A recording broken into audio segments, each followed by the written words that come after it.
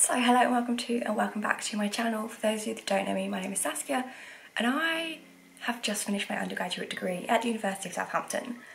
So this video is going to be how to write a first class lit review / how I wrote a first class lit review. But to preface that, my first class was 78, which someone might go, that's not even that good. Shut up. If you were aware of the University of Southampton categorical marking, you can get 78 or an 87. Those are the only grades, or 72 in a first class. So all of you who are allowed like 84s, 96s, no. An 87 means absolutely perfect, 78 means you made one mistake. Or the supervisor doesn't want to give you an 87. That one. Second of all, this is for psychology, and for our psychology lit review and research paper, we do them separately. I know a lot of courses will do, you submit one 10,000 word, one 6,000 word thing at like the end of your degree. We don't do that. We do 4,000 words in January and then 4,000 words in May. So this will only be for the literature review process because I don't know if my research paper was a first class yet, and it might not be. So another side note, as much as we had supervisors, we didn't get supervised. So a lot of the time, my tip will just be use your supervisors, but they might not exist. So yeah, basically, I'm gonna split this video into two parts. I'm gonna do part one is the actual step-by-step of how to do it. Part two is then general tips. So part one, I don't know if other people like come up with their literature review topics, but from here, this video is going to focus on the concept of you've got a question or an area that's kind of specific. So first things first, if you have a question or a generic overview concept of a question, so we're not going to use mine as an example. I will use examples of mine, but I'm not going to use my example of a question because it doesn't really make any sense. So let's say we were looking at, let's say generally you really enjoyed social psych and you're a little bit interested in group. If you're just interested in group dynamics, do a bit of generic reading on group dynamics until you find some stuff. Go to the discussion section and see what the future directions should be. Then Google the future directions to see if anyone's done them so that then you can do it and then it's novel. If you have a question or more concepts, as in you specifically know that you want to look at intergroup dynamics in Christian LGBT individuals, put all your keywords down. Once you've got all of your keywords, I did everything in a Google document. Once you've got all of your keywords, find synonyms for each of your keywords. For example, Christians, are there another way that you could call them Christians? Groups, can you call group anything else? For example, I was doing COVID, so I had COVID / COVID-19 / SARS-CoV / like / all of the other alternative terms. For example, if you're looking at something in children, that's not the only way you can call under 18s. You might have teenagers, adolescents, under 18s. Like, find synonyms for all of your key terms, your key phrases, your key populations, and make it as niche and narrow as possible. If you've now got, 3 variations of your question, as in you've got one with children, one with adolescents, one with teenagers, or one with LGBT, one with homosexual, one with gay, one with lesbian. If you've got all of the variations, copy and paste the question and find a search engine. It could be Google Scholar. A lot of people use Google Scholar. I use Google Scholar because everyone's like, oh no, it's shit. It kind of pops off. Sometimes it's shit, but it kind of does pop off. Your university might have like a library catalogue. I use my library catalogue, which was called EBSCO. There are things like Web of Science, you can search Psych APA, you can search journal pages, search your question into all of those different web pages, because you will get different results on different web pages, but you will also get different results based on different variations of your question. So what you're then going to do is you've got all the variations, you now want a preliminary summary of the variation questions. So you might want, I think I did a little table. I think on the left-hand side, I put the reference. I reference generated as I went, Google Scholar, installed the Google Scholar Chrome button. Does 90% of references Only thing it doesn't do for APA is add your DOI, so remember to add it at the end. But like, it does your references for you. Lecturers actively recommend it. I've never had issues with my references and I've used Google Scholar. So I had my reference on the left-hand side, and then on the right-hand side, I had key findings / summary. Didn't bother looking for any evaluations. I just wanted to know what the general concept was for that topic. So I was doing COVID and neuropsychiatric disorders. So I was like, okay, well, in this sample, I kind of wrote down, depends on where you're going with your paper. Like if you're doing a narrative review, a systematic review, a literature review, it depends. But I know for me, the important things were like the sample characteristics. This was a group of 14 individuals. That kind of thing was more important for me. However, generally, you kind of just want to go to the discussion section. When you're doing your preliminary research, I always say read intro and discussion. Don't even really need the intro because the discussion will summarise for you. So intro and discussion, summarise roughly what they've said. Maybe in the intro, if there was a few theories that really apply to what you're going to be saying, write them down. In the discussion, what were the general findings and what were the implications of those findings? Are you going to use the implication of those findings to say you need to do more research? For example, if the implications of one paper was, well, there's actually not enough research on this specific group, write that down, because then you can say, oh, well then for my research paper, I will be doing the research on this specific group. So skim the discussion, skim the intro, write down key theories, key concepts. My research paper, my lit review had a bit of kind of biological concepts in it, so I also did like a secondary document which literally just said like COVID in the CNS, area affected, effect. So I had like, oh, hypothalamus, and then I would Google, how does COVID affect the hypothalamus? That kind of thing. Like, once you've done your preliminary reading, and like, you don't have to read every single paper that comes up when you find your preliminary reading. Sort them by relevance, make sure that they're in the last 10 years, preferably 5 would be quite good. And then skim read the important ones, skim read the ones that look good. If you've been given like a start paper, read the references for that paper and use them all, because they're probably the only important ones. And also, if you've done the same search multiple times, and obviously the same papers are coming up, they're probably the key papers in your topic. Like, they're probably the only papers that exist, or the most useful papers from that area. Like, if you're struggling to find papers, try and refine your search strategy. Refine the demographic that you're looking into, or refine something else.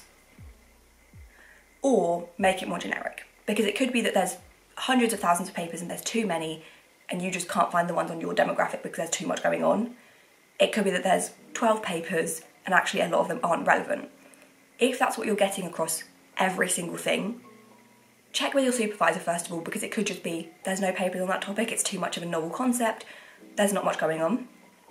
Second of all, broaden your horizons of the general search strategy, in the sense of if you're only looking for meta-analyses, look for all papers. Have a look on another search engine. Try and maybe change children to just humans, the population. Like, if you're doing a niche population, you can't find any research on that niche population, you're probably gonna have to change it.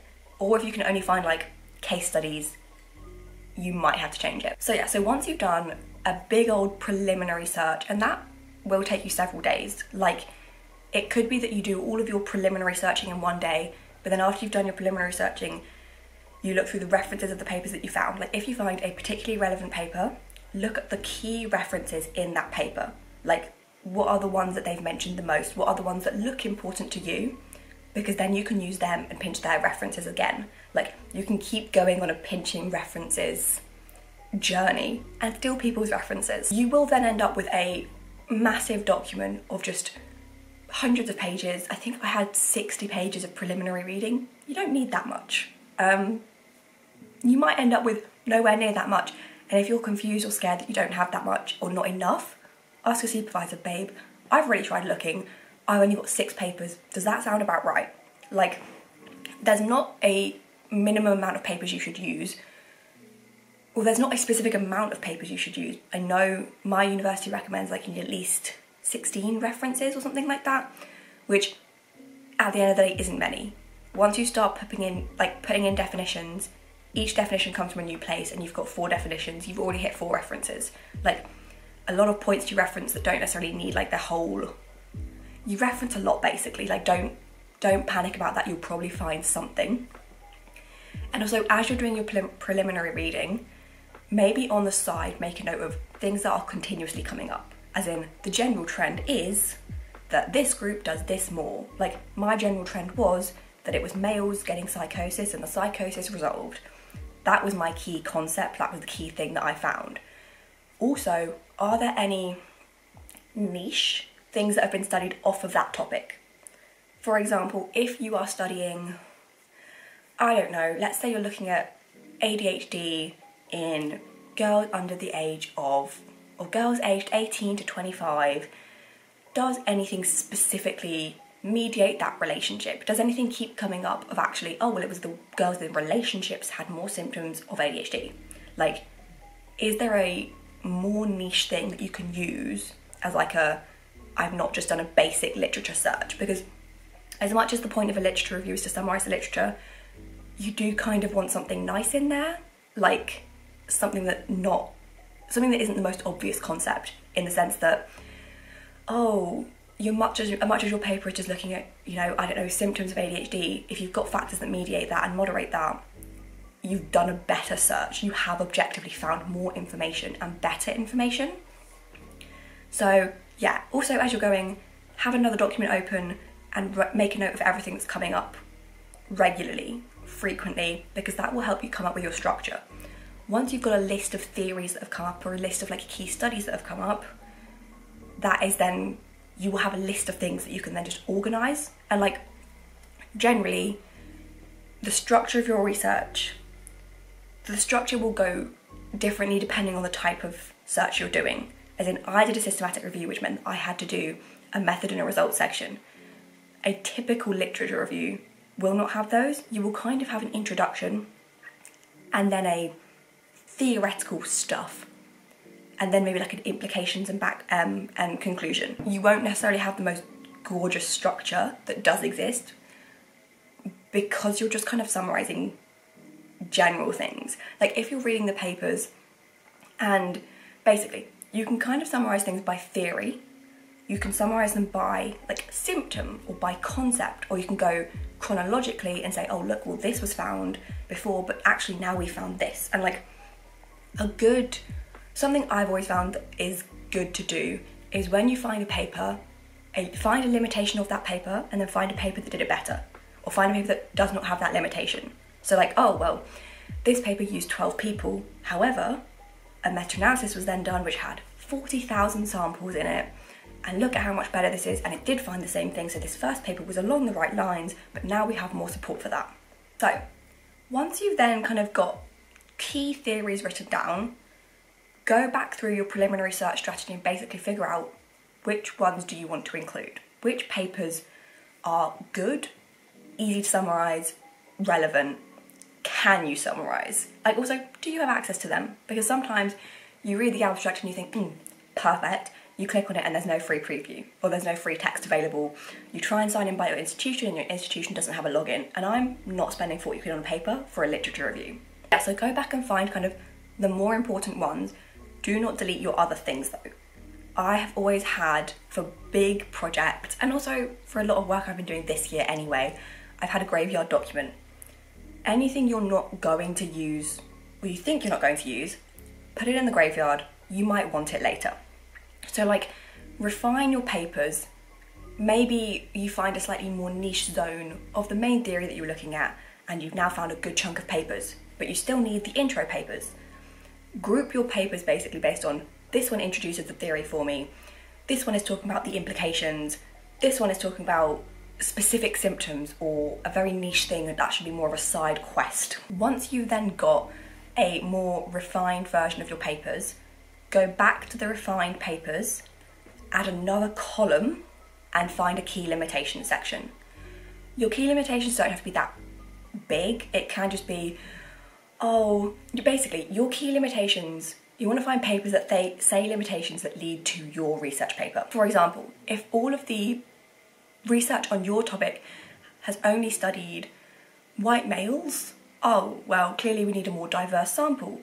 That is your key limitation. That is your concluding point that leads you to your research paper. But also, if you have made that point, you then need to think, what would I expect to find in a research paper? Or why is that behaviour different in white males and even just white females? For example, if you're looking at, I was looking at COVID, I was looking at neuropsychiatric disorders. All of the research was on males. I wasn't doing my own research, but I was still saying, oh, well, males do demonstrate more psychosis, so that makes a lot of sense actually. Like, find justifications for those limitations almost. It could be, oh, this is actually a really niche sample topic. You're probably not going to find that big of a sample for them. Or, oh, actually, this demographic is most affected by this problem, and that is why they've been studied the most. Find an explanation for your limitation, and then also find a solution for your limitation, as in either saying future research should do this, or saying, not an I, don't ever include I, but pretty much saying, oh, I'm literally going to do this in my research paper. So by this point, you've not written anything, but you have summarised all your papers, you've got the limitations. Basically, as you're going through, you're writing down the key concepts from the papers in your other document. You'll end up with a list of words. I ended up with, I think I just said COVID psychosis.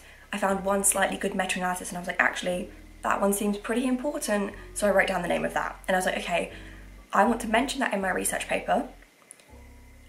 How? You also want to work out how many words you want to allocate per thing. As in, maybe one concept is really, really interesting, but there's not actually that much research on it. So as much as you want to spend a lot of words on it, you really can't. So once you've got kind of a list of your concepts, your introduction, you need to make sure that you have introduced all of the basic concepts. But again, because it's a literature review, it can depend on how you do that, which isn't very helpful, but hear me out. I'm assuming everyone knows the funnel writing where you start wide and go small. You want to funnel your literature review. You want to start with, I don't know, maybe, so I did COVID. Let's go back to me for a second. I did COVID and psychosis. I started with, what was COVID? What is COVID? How does it infect you? What are the psychiatric consequences of infection, not of COVID? What are the psychiatric consequences of COVID infection? Why do these happen? And then specifically I went down to more niche disorders like, oh look, this one causes tics, this one causes psychosis, this one causes delusions, or like some papers maybe hadn't specifically said psychosis, they had said hallucinations, acute psychotic state. And I was like, oh, well look, all of these are subsections of psychosis, so I'm still going more niche and niche and niche, if that makes sense. So if you're doing, I don't know, ADHD in, I don't know why I keep going for ADHD, it just seems to be there. If you're doing ADHD in, let's say you're doing ADHD in LGBT females above the age of 18, okay? What is ADHD? Maybe demographics of who struggles with ADHD, and then maybe why you've chosen your demographic, in the sense that maybe start with male versus female. Oh, well, less men have it or more men have it, however there's a lot of controversy around male diagnosis. Justify why you've chosen that, and then go in as, oh, as much as all women are struggling a lot with ADHD, this group is really being negatively affected. That's your LGBT group. Oh, this might be because of.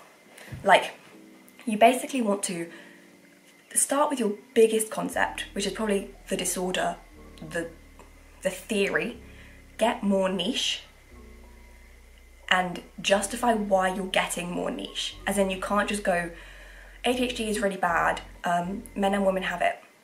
I only care about women because you kind of want to, because you've got a lot of words. Like, as much as when you get to the, it's better to write more words, because again, keep your graveyard. If you hate it, remove it. Do not delete it though. You basically want to just write too much, because then someone can go through and read it and go, you've actually said that same point 4 times and I don't care. Like, get your friends to read it, and they should generally understand what you're talking about. They might not understand some specific terminology, But again, it should be defined or at least put into context. Like, sometimes you don't have to define a word because you've explained it in the context of something that makes it become defined, I guess.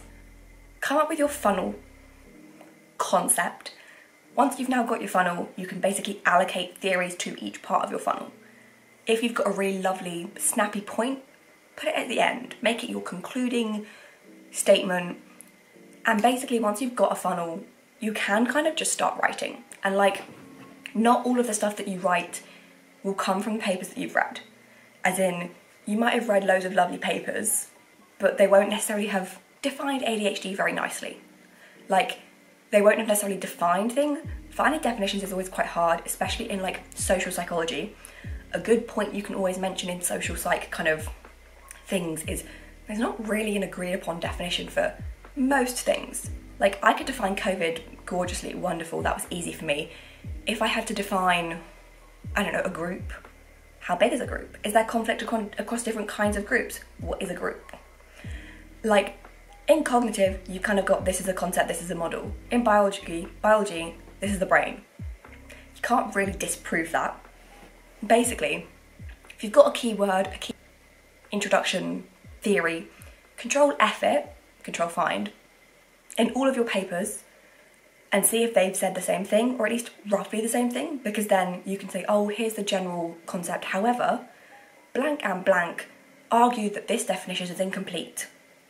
You can put across niche points and kind of, that's your critical thinking. Because if you just summarise the literature, you've not done any critical thinking. You have done a literature review, but it's not necessarily a good one. You want to start putting across points of, actually, well, this person argued this, or actually, this doesn't apply to this demographic. However, but this person argued that it might still argue to this demographic in case of this. Or, as you're writing each theory, each structure, have a look if your different papers argue with each other. Like, sometimes search the title of your paper, because it could be, some authors will do like a note to the title of another paper, and it will be them disputing the findings of that paper. Or you might find out that your paper's been redacted. Like, sometimes as much as you found it through Google Scholar, if you find the original link for the paper itself has been redacted and therefore is kind of irrelevant. Like, you might want to mention it, but you would also say, but it was literally redacted, so actually this is completely irrelevant. Like, check if your papers argue with each other or cite each other, because then you can say, oh, there's a lot of disagreement, or oh, actually, generally, everyone agrees upon this definition of this. With the ADHD, what did I say? ADHD in LGBT women above the age of 18, you're going to define all of your terms, essentially. You're then going to start going through, you might want to go through reasons why this happens, in the sense of, how does ADHD develop? Does it develop differently in women who are LGBT? Does it develop differently in women? Then does it develop differently in women who are LGBT because of extra stresses that they have, like stigma? If that is then another niche point that you can bring in. You basically want to keep rereading and rewriting your terms and just thinking, okay, what new factor could affect this? You don't have to include every factor that comes up. You could find only one paper on a factor and you think, actually, I don't have to include it. You want to include the key themes, but also if something interesting comes up that you can justify, you will then include that. There's only so much advice I can give, in the sense that everyone's lit review is different, but where you get your marks is essentially your critical thinking. Like, if you just summarise the lit, anyone could do that. As in, you could have probably done that in secondary school. Reading more papers and finding critical points for each paper is where you get your marks. You then also get your marks from kind of your extracting the information from a paper, your ability to read papers. And again, I would say don't bother reading the method until you're down to your last few papers. Or if you're needing a specific point that actually says, well, this one was longitudinal, this one was cross-sectional, or well, this one was longitudinal, but it was only for 3 months, and this one was longitudinal, but it was actually for 3 years. Like, I only really read the introduction, discussion, because here's the thing, results are hard to read. I understand stats, doesn't mean I can read discussion, doesn't mean I can read results. Like, I will go to the results section of a paper, I can understand about 2 words of it and I can find if it was significant or not, but when they have to regurgitate it in the discussion, why would I read it in the results? Like, do not read the results section, they are kind of useless. And basically, I keep kind of jumping back and forth of tips and structure stuff, but basically you're just gonna keep, you will, even though you've done a prelims search at the beginning, you will keep going back and searching. Like, as much as most of my work came from my prelim search, over the course of doing my literature review, new papers were published. So like, it's worth researching your terms if you have a long time for your literature review. Like, I started mine in October, didn't submit it until January, but actually a lot of new papers came out in December. So it might be worth researching it, and then you now have a new thing to say that actually all of this new research now completely contradicts it. But again, also, if you miss that new research, it's not the end of the world, because sometimes your supervisor does not even know. Like, our research was marked by our supervisor, but your supervisor doesn't necessarily know the answer to your literature review. They will know generally whether you're along the right lines or not, but they might be a professor in ADHD, doesn't mean they know about ADHD in your niche population group. Like, it doesn't, obviously you can't lie, but it does mean if you exclude certain points, it's not the end of the world. So yeah, you've done a search strategy, you've written down all your key summaries, you've then got evaluations, you've then got a structure, you've then made your funnel, you've then started writing the funnel. Once you start writing, you kind of just have to write. There's not necessarily a good way of doing it. I would say, in terms of like managing your time, do one chunk at a time, as in do your intro of what ADHD is, and then take a breather. Then do your next chunk, and then take a breather. Like, here's the thing, you have so long to do a dissertation, you have got time to rest. Like, I know you have other pieces of work going on, but realistically, if it all came down to it, if you did a 9 to 5 for 1 week, you could probably pop out a dissertation, a lit review. It wouldn't be great, but it wouldn't be bad. Like, you can get it done in a shorter amount of time, but it's probably worth taking a break, coming back to it, get other people to read it, and ask if you've got like a group of people working on the same area, have they found roughly the same thing? Obviously, don't tell them your findings because then they might steal them, but like, generally you might say, is everyone struggling to find paper or research on this? Or have we all found this paper because it's looking quite good, right? Like, if you've got a group of people working on a similar thing, that might be helpful. Also, you might want to search if your supervisor has done any research on that topic, because yes, I'm not supposed to mark higher because they've seen their own name. They are all slightly egotistical. If I saw someone had cited me, I'm giving you a higher grade. I am. It's how it would be. Like, yes, sometimes your supervisor hasn't done any research on that. Sometimes they have, or even just like colleagues from your university. Like, even if your supervisor hasn't done anything, have other people from the university done something that your supervisor would recognise by their surname? That might be a fun point to add in, as in like, it might not follow the general structure of your lit review, but you might find one niche paper found this, and it was actually done by your supervisor's best buddy at the university, so you're going to include it because it will get you a higher grade. Writing structure, I guess. We'll then do some tips. So I have mentioned a lot of this already going through it. Number 1, do your references as you go. Have a document called references, or every paper that you write, colour code it and put a reference next to it. In order to do this, you can get things like Mendeley and Zotero, which I think you have to use in Word. I don't like Word, I'm a Google Docs girl. You can also get things like EndNote. I recommend go on the Chrome store, get the Google Scholar extension. Phenomenal. It doesn't necessarily have every reference type. If you're APA or Harvard or MLA, I think it will have you covered. You might have to do some modifications, but it does 90% of it for you. Like, if all I have to do is add a DOI, that's easy. We've then got time management.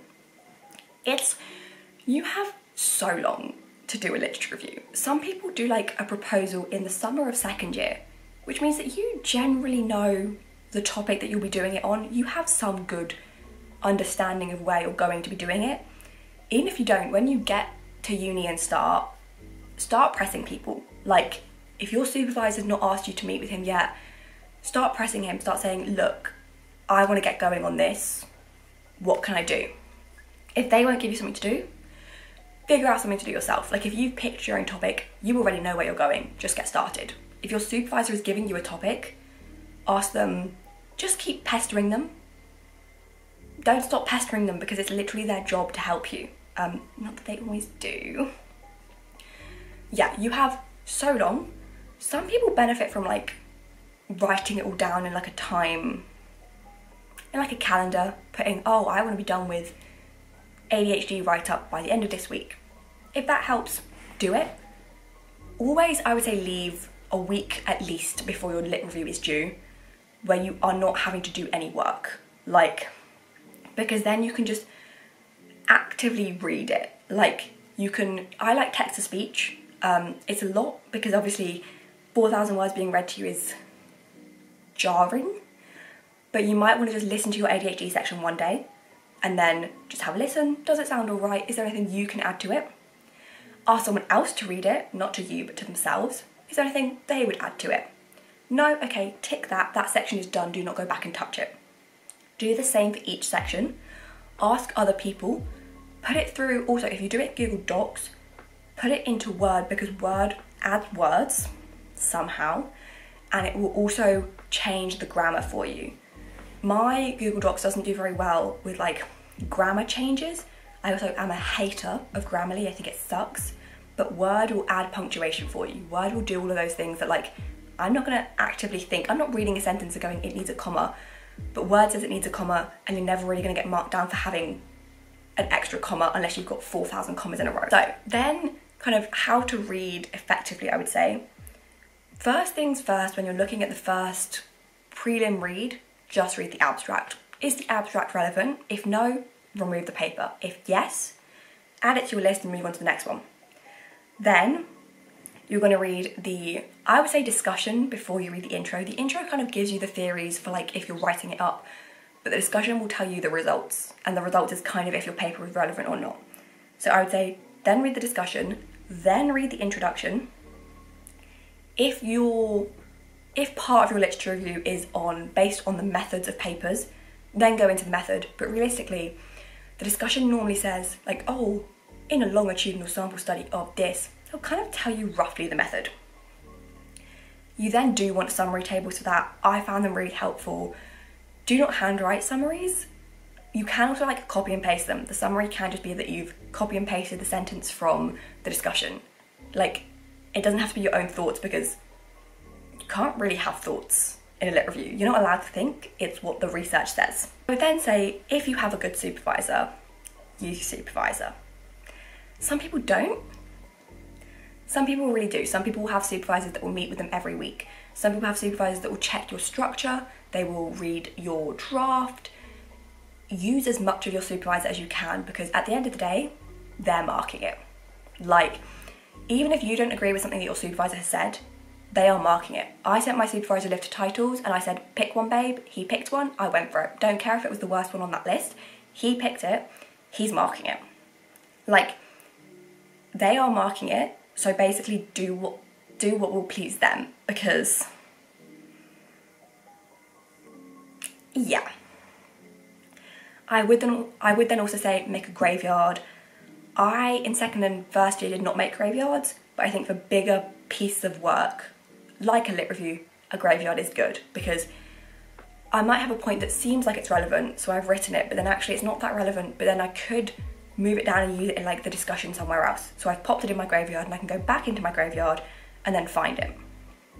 And also, double check all your references at the end. Like, it's incredibly tedious, but basically copy and paste your reference list into another document, split your screen, go through individually your paper and search for each, Control F, each citation in your reference list, then bold that reference so you know that you've got it. Do that, because you might end up having things that you thought you had cited but you hadn't, so your references now are irrelevant. And like, not that they're going to check all of them, because you probably got what I had 4 or 5 pages of references, but you don't want to make little mistakes. Same with like things like punctuation. Just go back and check it. Go back and double check everything looks good. Formatting, do your university provide a template? Our university gives us a template of like, oh, your student ID has to go here, your title has to go here, and like, you don't necessarily get marks for following the template, but if you don't follow the template, you are wrong. So if you've got a template, follow the template.